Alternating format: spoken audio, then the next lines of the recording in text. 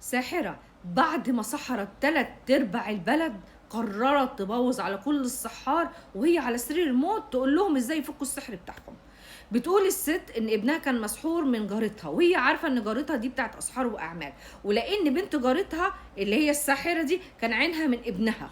فطبعا الست عشان تجيب ابنها لبنتها وتندمه على انه رفض بنتها في يوم من الايام، لان الولد كان تقي وملوش دعوه بكلام انه يكلم بنات الناس، وكان متربي جدا وكان شاطر في تعليمه. الست دي عملت ليه السحر. طبعا الست لما ابنها اتسحر ومرض وتعب وكان في مشاكل كتير حصلت فيه، لا عارف ياكل ولا عارف يشرب، صحته نزلت، ما بقاش يذاكر، بقى عصبي، بقى يعمل حاجات ما كانتش فيه. لفت فيه على كل الدكاتره، والدكاتره قالوا لها ابنك كويس ما فيهوش اي حاجه. ففي اخر دكتور قال لها يا ستي طب ما يمكن ابنك مسحور له او معمول له عمل. فالست ما كدبتش خبر وقعدت تفكر في احداث ابنها، وتسال ابنها انت اكلت عند مين، شربت عند مين، عملت عند مين؟ قال لها انا ما اكلتش عند حد ولا شربت عند حد ولا عملت اي حاجه من الكلام ده كله. اللهم انه في خناقه حصلت مع بنت جارتنا، انها كانت عرضت عليا ان احنا نرتبط ويبقى في بينا علاقه وقصه حب لانها بتحبني، وانا رفضت وقالت لي انا عارفه ازاي هجيبك وهندمك. وما خدش في دماغه ولا راح ولا جه، وقال لك كده كده انا واحد مصلي وعارف ربنا ومستحيل يتعمل لي حاجه زي دي. وبالفعل الست بدات تشك في الست دي وبنتها، وراحت ليها وقالت لها انت لو سحرت ابني الله يخليكي ده ابني الوحيد، فقي لي السحر اللي انت عملتيه ليه. لكن الست طردتها وزعقت ليها وقالت لها انت جايه بتتبلي عليا، وانت وانت وانت وانت وانت وانت، وما سكتتش ليها لا من قريب ولا من بعيد، وفضحتها في الشارع كله. وفضلت تتهمها اتهامات ان ابنها بيتحرش ببنتها، وانه الموضوع مش صغير والموضوع كبير.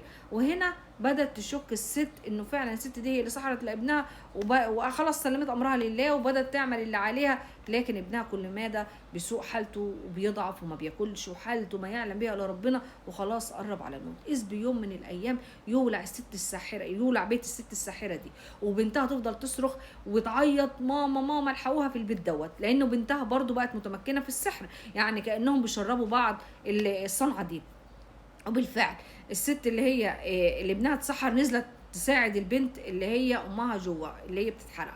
فقالت لها ما تخافيش ان شاء الله هتطلع ما تقلقيش والكلام ده كله. فالست بتقول لها انت جايه تساعديني انا وكل الناس اللي وقفنا معاهم وعملنا لهم اسحار عشان يعني ياخدوا حقوقهم من الناس او يعملوا مش عارفه ايه والكلام ده كله، ما حدش منهم واقف جنبينا وانت الوحيده اللي جيتي تساعدينا. المهم وقفت معاها وقعدت تطلب منها السماح والكلام من ده كله.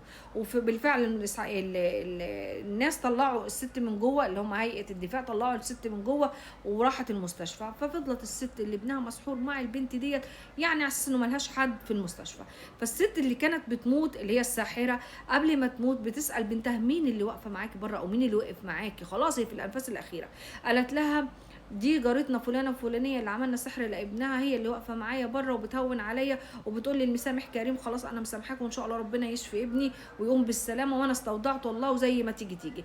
فالست اللي هي الساحره استغربت ازاي يعني ازاي ست زي دي يعني تقف معايا بالشكل ده وانا اذيت ابنها بدون سبب، بدون حتى ما انا يعني حد يطلب مني الكلام دوت.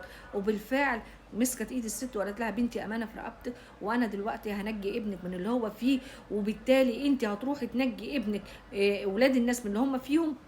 هقول لك مكان الاسحار فين، في المقابر في المكان كذا كذا، وان شاء الله ربنا يفك لكم السحر، بس سامحوني انه ربنا يعني يسامحني لاني خلاص انا ندمت. تمام تمام. طب ايه احنا ايه هي انت هتفكي السحر الناس ازاي؟ هتلاقي هي ايتين، الايه 80 81 من سوره يونس، هتقراوها على ازازه ميه وهتشربوا منها على لمده 40 يوم صباحا ومساء، ولو قدرتوا تشربوا منها صبح وليل صبح وليل وفي نص النهار ليكم ولكل واحد شاكين ان هو مسحور او في اذى، ان شاء الله باذن الله تعالى ربنا يخرج السحر حتى لو كان من ما يكون. وطبعا الايتين دول هما الايه 80 81 من سوره يونس، بسم الله الرحمن الرحيم، فلما القوا قال موسى ما جئتم به السحر ان الله سيبطله. تكرروها 71 مره على ازازه الميه. انا بقى بخلي مسؤوليتي من الرقم 71، هي قالت 71 لكن انا بخلي مسؤوليتي من الرقم 71. اقراوها بالعدد اللي انت عايزين تقراوها واشربوا، وان شاء الله باذن الله تعالى ربنا ينجيكم من السحر اللي انتوا فيها. تخيل تشرب 24 ساعه من الميه دي، واول ما تصحى واول ما تنام وتستحمى منها وتتوضى منها، وتبقى اذكار الصباح والمساء دايما، وتبقى ان شاء الله باذن الله تعالى تصلي ما بين الاذان والاقامه وتشغلوا سوره البقره في اليوم، وان شاء الله بامر الله تعالى تكتروا من الآية دي، وكل يوم كل يوم تشربوها. ولو لو في يوم من الأيام وقفت يوم، ترجع تاني تعيد من الأول، وتعيد تاني من أول وجديد 40 يوم. عايزة أقول لكم ناس كتير جدا ربنا نجاهم من السحر بفضل رب العالمين. ثم الآيتين دول، الآيتين دول فيهم إصرار وإلحاح. حتى لو في سحر في بطنك هترجعه، حتى لو كان في سحر لا قدر الله يعني في كلك، هتلاقي في عملية إخراج هتطلع، يا إما ترجع يا اما في الحمام. انا عايزه اقول لكم ربنا ينجيكم كلكم. مش هقول لكم فقدوا الثقه في الناس، انا هرجع واقول لكم يعني ثقوا في رب الناس وسيبكم من الناس، لانه كده كده اي حد اتاذى او اي حد اتضر ده باذن رب العالمين، وكلها اختبارات من رب العالمين. كل اللي عايزاه منكم تثقوا في رب الناس وفي كلام رب الناس.